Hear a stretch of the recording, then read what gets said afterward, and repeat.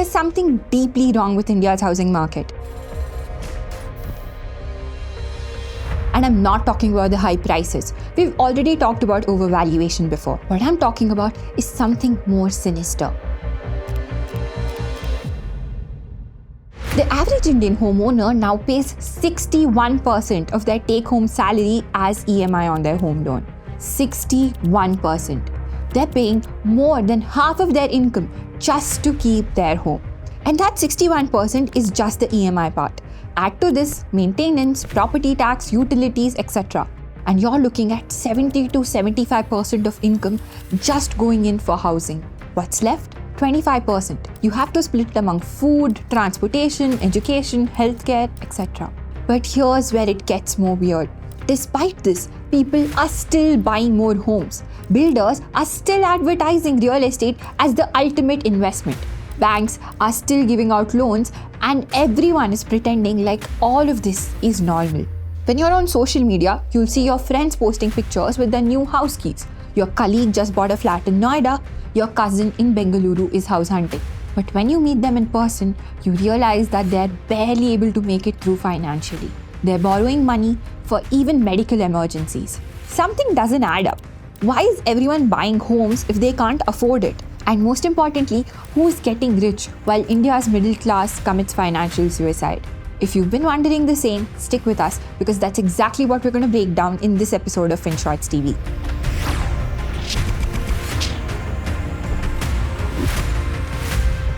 FinShots TV is now a part of 0-01 network. Together, we plan on bringing you stories that impact your day-to-day lives, sometimes without you even realizing it. So do like this video, share it with your friends, and subscribe to our channel.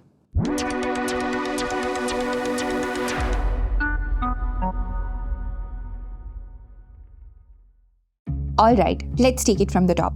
We've all heard the same advice growing up. Buying a home is the true mark of being settled in life. Rent is dead money. Real estate never goes down. Buy a house as soon as you can. And for our parents' generation, this completely made sense. They bought homes at 2 to 3 times their annual income.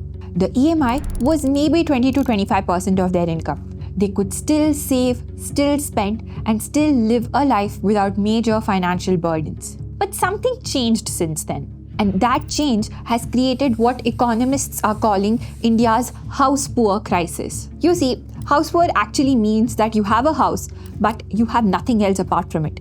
You're asset rich on paper, but cash broke in reality.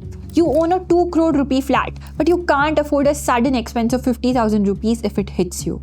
And this isn't affecting a few unlucky families. Reports show that up to half of India's urban homeowners are now house poor. They're struggling to cover hefty mortgage payments and essential expenses despite owning valuable assets. Let me put this into perspective with some numbers. EMI to income ratio means the percentage of a person's monthly earnings that goes towards paying their home loan installments. The average home loan EMI to income ratio in India is around 61% as per 2024 figures. This shows that the growing financial pressure on homeowners across the country. The global recommended ratio, it's 30%. Anything above 50% is considered financial distress, and we're way past distress. We are in financial catastrophe territory. But here's the thing, this isn't an accident. This is sort of engineered by the system. Let me show you what's actually happening. First, the prices. Between 2018 and 2024, property prices in India in top cities have more than doubled. But in the same time period, salaries have only crawled up 33%. But that's not even the worst part. The worst part is why prices have doubled. You'd think it's a supply and demand issue, right? Too many buyers, too few homes. But that's incorrect. India has 12.4% urban vacancy rate. That means 1 in 8 homes are empty. We have 1.1 crore vacant homes in urban India. 1.1 crore. So, if you have crores of homes that are empty, why are prices skyrocketing? Is there an artificial scarcity here when it comes to housing in India? Well, that sort of is the case. It has a lot to do with FSI. FSI stands for Floor Space Index. Think of it as a limit on how tall buildings can be. It's basically the government saying, you have this much land, you can only build these many floors on this. Now, here's where it gets interesting. Mumbai's FSI is between 1.33 to 3. You know what's Manhattan's FSI? 15. Tokyo, 20. Singapore, up to 25. We are artificially preventing vertical development in a country of 1.4 billion people. And here's why it's problematic. When you restrict FSI, you create artificial scarcity. There'll be less supply, higher prices, simple economics. But who benefits from higher prices? You could say that it's the real estate developers who control majority of prime land in metro cities in India. They're sitting on land banks worth thousands of crores, and every time FSI restrictions keep prices high, their land value goes up. So does solving FSI ease the artificial scarcity? We actually have an answer for it. Hyderabad removed the FSI restrictions in 2006. You know what happened then? Property prices there are 36% lower than a similar city, say Bangalore. Same IT crowd, same demographics, but because they allow taller buildings, prices are more reasonable. But FSI is just one part of the problem. Another issue is the lack of transparency in pricing. You see, when you buy a 1 crore flat, you assume that the price reflects the cost of the land, cost of construction, compliance, etc. And maybe there's some profit also. But this is where things get slightly shady.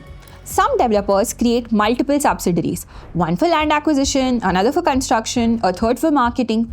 Each subsidiary sells to the other at an inflated price. A plot which was bought for 50 crores gets sold internally for 70 crores. These intercompany transactions add 20 to 30% to your final price without adding any real value. And I'm sure you've also come across those ads. Sold out in 24 hours, right? Well, if you check the RERA websites of same projects, the 100% sold claims are false. We also did a video on this where we showed a project which claimed to be 100% sold was only 60 to 70% sold. You can check out that video here. And that's not it. There are so many more reasons why current homeowners are trapped in a way previous generations never were. Like I already told you, our parents bought homes at 2 to 3 times their annual income. Today, we are buying them at 8 to 10 times our annual income.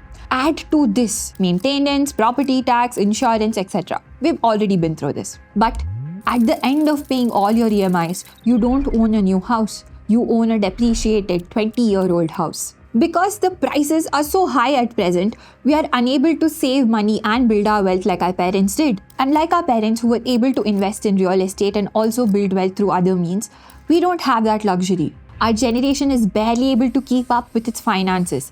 Credit card debts are rising. Families are borrowing not just for discretionary expenses like vacation, but also for necessities like groceries and education. You'll also see people taking up personal loans for medical emergencies. And that's something we should not be doing, because a single medical emergency can put you back behind years. It can wipe away your savings and also impact your finances terribly. That's why insurance is important. If you're looking for an insurance plan, why don't you talk to Ditto Insurance's IRDAI certified advisors for free? They're not pushy and they don't spam. If you want to talk to them, why don't you check the link in the description and book a call? Alright, back to our video. Parents are liquidating their entire retirement savings for down payments. Career mobility has died. You can't quit your toxic job because you have an EMI to pay. You can't take a risk and start that business you always dream of because you have EMIs to pay. You can't take a sabbatical for higher education. You have EMIs to pay. Your house owns you. You don't own it anymore. And if you think this can go on forever, let me tell you about Japan.